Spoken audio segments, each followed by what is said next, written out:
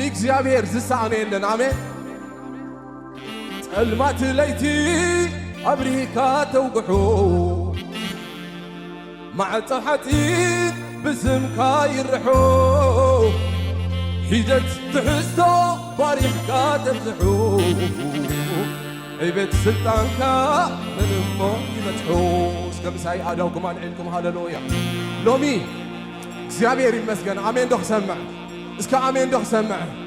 አሜን እስከ ንበል ሃሌሉያ ንእግዚአብሔር ዝሰኣነ የለን አሜን ኣብ ህይወትና ኣብ ናብራና ኣብ ኩሉ ነገርና በዚ መዝሙር እዚ ክንፍወስ ኢና ሎሚ በዚ መዝሙር እዚ ክንሰግር ኢና አሜን ክንድሕን ኢና እግዚአብሔር ይመስገን ሃሌሉያ ዝሳነካ የለን ዝሳነካ ዘይትኽእሎ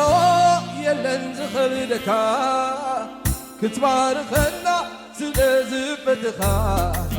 ኩሉ ኸኣሊ ያላ ዝሳነካ የለን ዝሳነካ ዘይትኽእሎ የለን ዝኽእልካ ክትባርከና ስለዝፈትኻ ኩሉ ኸኣሊ ዝሳነካ የለን ዝሳነካ ዘይትኽእሎ የለን ዝኽእልካ ክትባርከና ስለዝፈትኻ ኩሉ ኸኣሊ እስከ ጭብጨባ ጥራሕ ንኢየሱስ ጭብጨባ ጥራሕ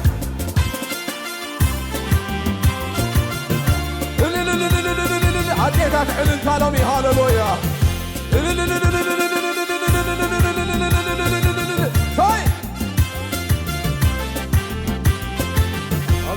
ጸልማት ለይቲ ኣብሪካ ተውግሑ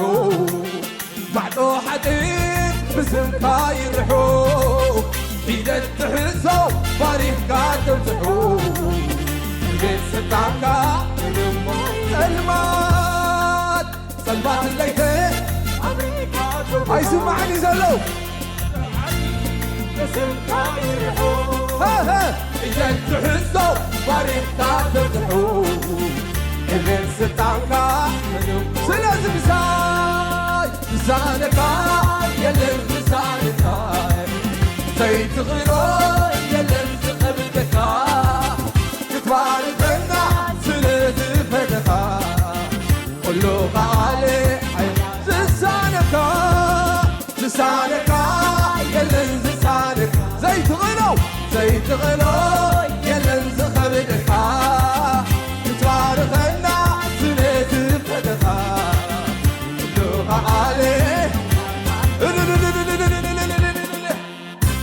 ኢየሱስ ጥራ